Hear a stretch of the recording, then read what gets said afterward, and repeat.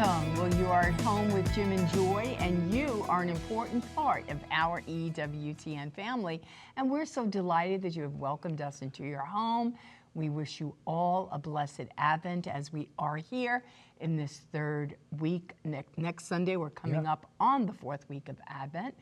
We would love to hear from you, so please just send us your questions or your comment to Jim and Joy at EWTN.com. And today, our guest again is Matthew Estrade, and he's seen firsthand the effects of dementia on a loved one and has been a care partner support group facilitator for 5 years. He has facilitated over 250 sessions for the Council on Aging in St. Tammany Parish in Louisiana. And he's written a book. It's an outstanding book, The Peace with Dementia Rosary. It's for education, intentions, and for your community, and it's available at EWTNRC.com. And if you have someone in your parish, someone in your family, this might be something that you want to get to enlighten yourself just on the journey to say, hey, wait a minute, I am a care partner, and I do feel so alone. I don't feel like no one understands my journey, but that's not true. There are people out there who can journey with you and aid you and assist you, and this book is excellent to help you. And for people like us, again, CatholicAging.com, CatholicAging.com, go to that website and get all the information that's there. It's been helpful for us to read this through because we just learned how much we really don't know. And we have a family member long distance who's going through pretty severe dementia, and our family members are caring for him. And this book is helping us to understand what they're going through. Yes. Because we don't have much of a clue. Hopefully they do. Hopefully they're connected with groups like CatholicAging.com and others. So this would be helpful for those caring for people with dementia. It's helpful for those that don't have somebody they're caring for, but you have loved ones that are caring for them, and it's kind of like, how can I intelligently at least get involved or listen to what they're saying and not say something that would really be dumb and make the situation worse, And this book, The Peace with Dementia Rosary, is just excellent and really brings in that dimension. There's a lot of resources, a lot of secular resources, a lot of it's really good, but he really makes the connection between faith and care. And what's going on with the caretaker, and what's going on with this person, looking for the face of Christ in that person, the power of the sacraments, the power of the rosary, especially ingrained in some Catholics that are suffering dementia, and what that could do, because that's embedded there for many of them if they were praying, and on and on and on. These are so many things you don't think about, but he has, and he's lived it. So CatholicAging.com, The Peace with Dementia Rosary, and you can go to EWTNRC.com. CatholicAging.com. Plenty more to come. We'll be right back. Don't go away.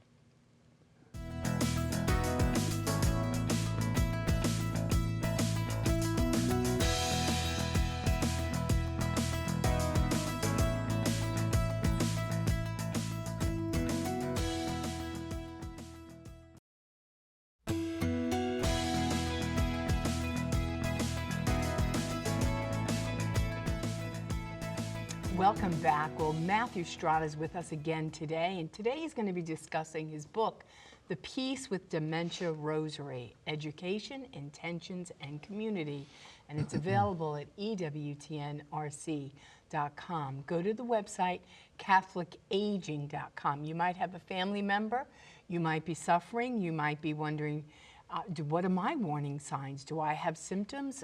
What is happening to me? What is happening to my loved one? And so Matt has some great information for you there. So Matt, tell our family why you wrote this book. Who is it for? What was the whole point of saying this needs to get out there for those that are hurting?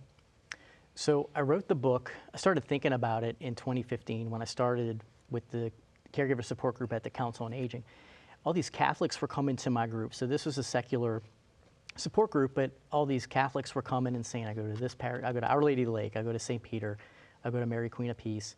And it got me, that's where it started, the wheels started turning. The Holy Spirit was planting seeds that were, just very slowly going to germinate. Because I started thinking about, well, what does our Catholic faith say about dementia? What does our Catholic faith say about disease and old age and all these things. And then that led me to looking at patron saints like St. John the Evangelist, patron saint of caregivers, St. Dymphna, patron saint of those with anxiety, depression, mental illness, etc. So I would put dementia into that her patronage. So I started looking at all these feast days and redemptive suffering. I was really diving into my faith, and I was looking for books that I could refer people to, but I wasn't finding anything that I would have written myself. So what I set out to do with this book, and I hope that I accomplished, was to have an introduction to Alzheimer's and the different types of dementia, but at the same time combining it with prayer, in this case, the Holy Rosary. Right. And so that's what I hope it is. It's both practical, everyday information, but it also takes into prayer and all these other things that our beautiful faith offers. Because you can have I think you can have all the education, you can go to all these classes, you can watch all these videos, you can go to groups, but if you're missing that faith aspect of it, you're missing a very crucial part of it. Yeah. And the faith component is so important because that, people learning to pray the rosary when they're 6 or 7 or 5, and hopefully they've prayed it all their lives. I mean, it's embedded in the depth of their soul. And to have that awakened and triggered or maybe there's some communities where that's not even being touched, right? Where they're taking care of the emotional, they're taking care of the physical, and no one is addressing the spiritual side. Well, that person's still a spiritual person, and that person's soul is still in there, and what a beautiful way to pray that with someone and to have that awakened, especially and also for the care partners.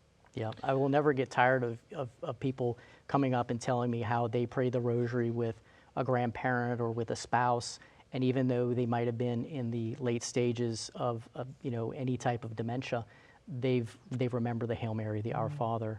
It's beautiful. Yeah.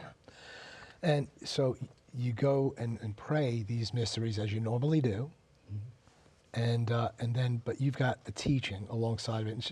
It's not long, but it's so powerful. So I've just turned in pages. The third of the joyful mysteries, the Nativity, and then your devotion is dignity and engagement. And so these are all so powerful and good and logical as to what's going on, but yet spiritual. Oh, here's the one. I'm glad I turned to this.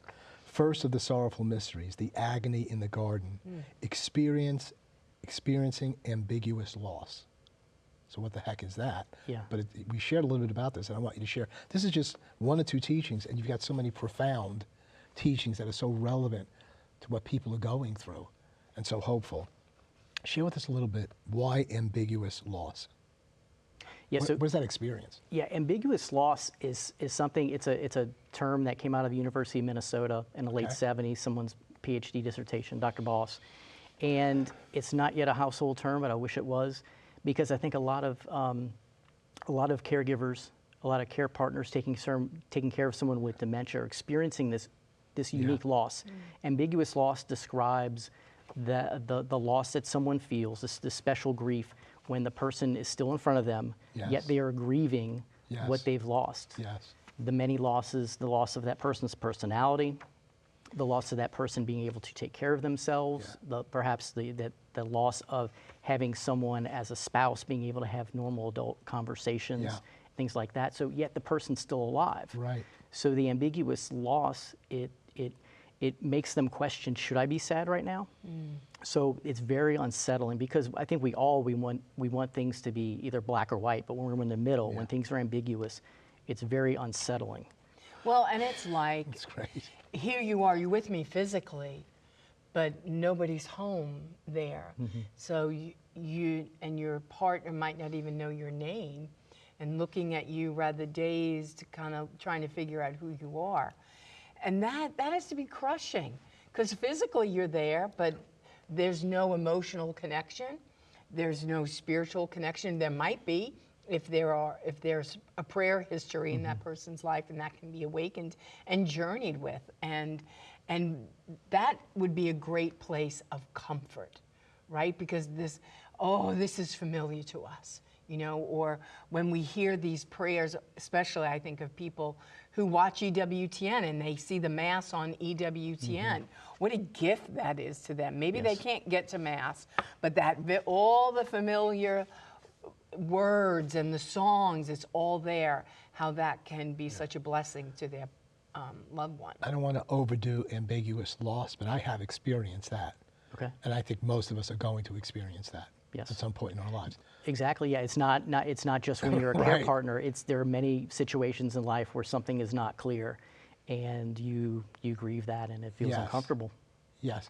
So that was with Joy when she had cancer. It was very serious cancer, and the treatment was very serious in terms of going for that treatment and then 45 hours of ongoing chemotherapy and what that did to her. And I can remember doing more than I've ever done before in the house and this and that, and I'm saying, you know, this is totally different. I mean, this is totally different. I mean, she's the same person, but her personality, everything else is like, you know, she's Miss Joy and she's this, and will this ever come back again? And I was grieving, and I knew it was okay to grieve, though. I said, I'm grieving all these times that we've had wonderful times and so on. They may never happen again, and I just have to be where I am now. You know, at least I knew that much, and to be allowed to do that. So this is an ambiguous kind of relationship, and you really do grieve. That's important for people to know. That's okay to grieve. Yes. The loss of what it was. Now, thank God, Joy's come back so strong and more powerful than ever, but that doesn't always happen, you know? And it's a good test for the caring partner, you know, will you still love me tomorrow? We danced to I used to that. dance with Joy when she was going to find out how bad this really was, and I put on, you know, tonight you're mine completely, you give your love so sweetly, but tell me now, so I don't ask again, will you still love me tomorrow? And I played that song, and we danced together, and she was, you know. I mean, I didn't know what the verdict was going to be, right? It But, could you have know, been I worse. think that's a part of this caregiving thing, and what spirituality brings into it. You know, no, this is for better or worse, for richer or poor, in sickness and health, to love and to cherish, to a part of my death. I love you. This is the person you are at this stage of your personhood. You're the same person, but things are different now. And that's what you offer spiritually. And as you were saying, you know, back room, what we do to someone else is Christ. This is a Christ to me. And you also said, but they see the face of Christ in you too. Or do they? I think That's so. the uniqueness that, yeah, I know, but that's what you're bringing Yeah. that a lot of secular things don't bring. It doesn't mean that what they're bringing isn't true and right. But we're Catholic. What are we bringing to this discussion, to this happening?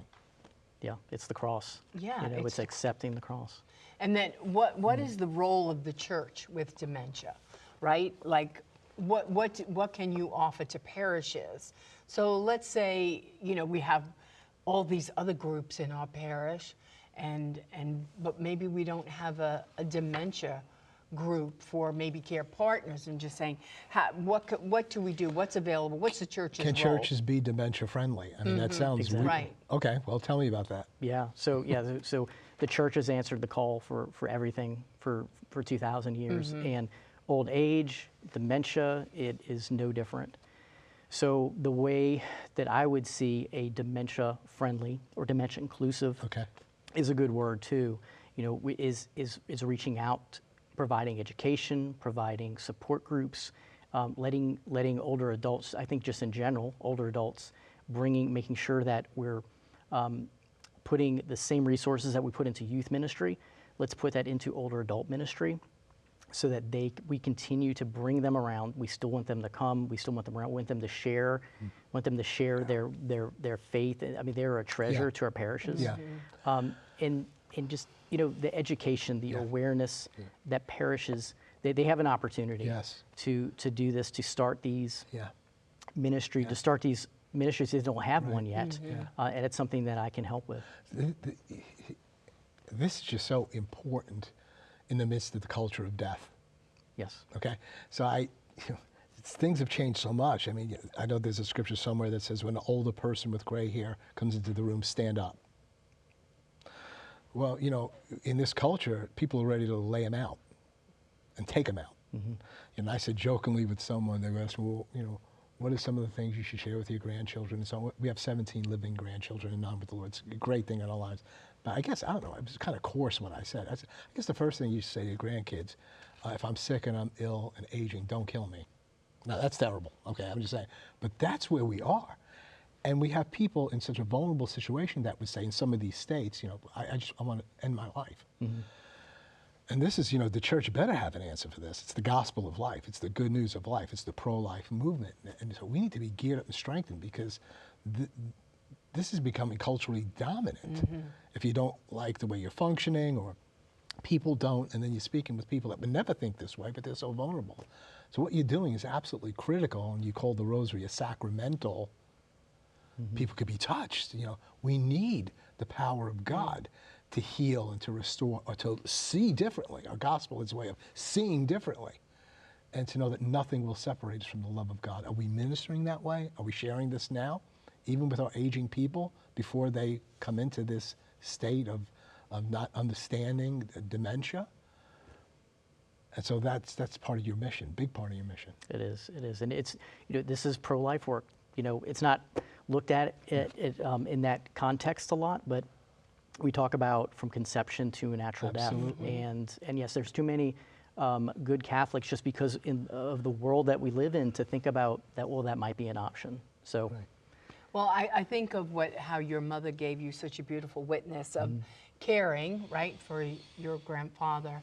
And she taught you how to love someone when they're dying or they're not the best version of themselves, right?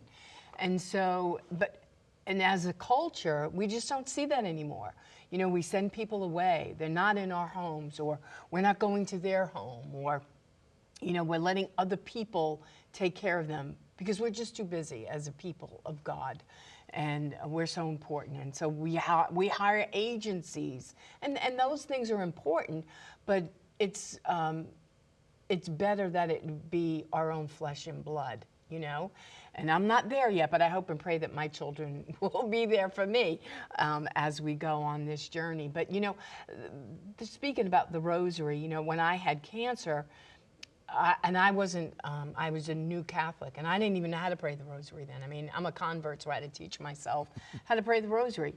But having the rosary, that familiar thing, and you hear so many people in their stages and in the end stages of their living, whether it's dementia, Alzheimer's, whatever their affliction might be, the presence of the rosary, because we all want our mother. We all want a mother. Our mother always knows our name. Our mother knows everything about us, right? And the whole world changes when you see your mother and what she is to you and how she identifies you and that spiritual mother that she is, and to pray this and to have Jesus alongside of you and the saints that you bring out and you make them alive to people. Yes, when I give presentations to parishes, part of the presentation is on dementia. What is it? What are the warning signs? And then slowly towards the middle, we shift into what does our Catholic faith say about it? What did the saints, how did they instruct us to use this as an opportunity for sanctification? How to carry this cross, Beautiful. How to unite our suffering. Beautiful. And that's what we continue to do on the website with the blog and the YouTube channel. I interview some wonderful theologians and people who have strong faith. We want to hear more witness. about that. We're going to hold you over for the final segment. You can get into what's happening now, what people can find, and all the help that it will be to them. Plenty more to come. We'll be right back. Please don't go away.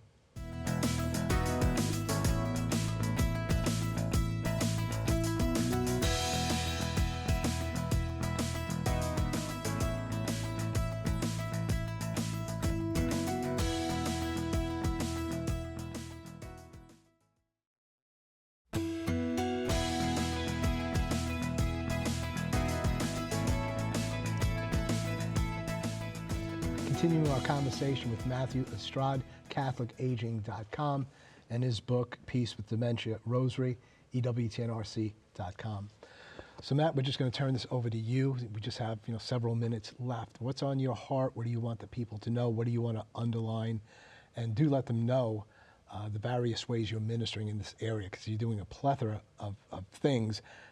It's unbelievable, because this is not your full-time ministry. You're working for an organization in the gerontology area, best practices, helping to train people, but it's incredible. I hope you get set free sometime, in my view, just to do this full time. Yeah. What's on your heart? What's on your mind these last few minutes? I think it'd be good for our viewers to know how the book is set up, Yeah. and then what have I been doing since then, Yeah. free content online. Perfect. So the subtitle of the book, as you know, is Education, Intentions, Community. So the book is really that. It's educations with intentions, so information, science and faith. And so there are 20 mini chapters, one for each mystery of the rosary. So in that, there's some education. So I made it short on purpose. Yeah. So people get some good information, and then we close each of those 20 mini chapters with a specific intention that is tied with the education. That's good. So for the first one, we talk about a probable diagnosis. And in the prayer intention there is prayers that the family, when they see warning signs, that they go. Prayers that the physician is thorough and considerate and compassionate if they have to deliver a diagnosis. So that's just one example That's of great. the 20. In the book, the education continues. I have websites, other resources to check out. I have blog articles that I've already put online, actually adapted from online. So there are articles there, and there are also what I call guide sheets. Now, these are things where people can actually apply the information. So it's great to learn things, but are we going to apply them to really change our lives? So one example is I have information about utilizing individualized music with persons living with dementia. So good. So being with your person, Yeah. your loved one, and then having a plan of the Yes. type of music that's important to them or that spans their whole life. Yeah. And I have that because of a researcher at Stanford University was kind enough to let me reprint it in there. So there's some really Great. good So practical important. stuff in there. So after the book was published, I started the blog of articles, podcast, and the YouTube channel. And all of that stuff is free. So I continue to just churn out things as I learn about dementia myself, as I learn about faith myself, and how do we bring old age and our Catholic faith all together. So that's live information that is free because it's on the YouTube channel. So people can read the book, get a lot of practical ideas and faith from it, and then go online. That's where the community part of the subtitle comes in because they can interact with other people. They can find some great speakers that I interview, great theologians, people who are in just, rock stars in our Catholic faith. Matthew, thank you so very much. Welcome to EWTN. It's just an important work, great work that you're doing. Faith and science together. You're a great, great resource. God Thank you. bless you. God expand your ministry and provide the resources you need to make that happen. CatholicAging.com. Please go there. The book is there, all the resources. Invite Matt to come out. I don't know if he comes out or not, but he's going to come out now. I think he does do that. So he can come out, he can speak to your parish, to your diocese, and so on. He's a great resource in bringing holistic ministry in this area. Pray you've been blessed by this show. You're an important part of this EWTN family. You're never alone, and you're always at home with Jim and Joy. Bye now.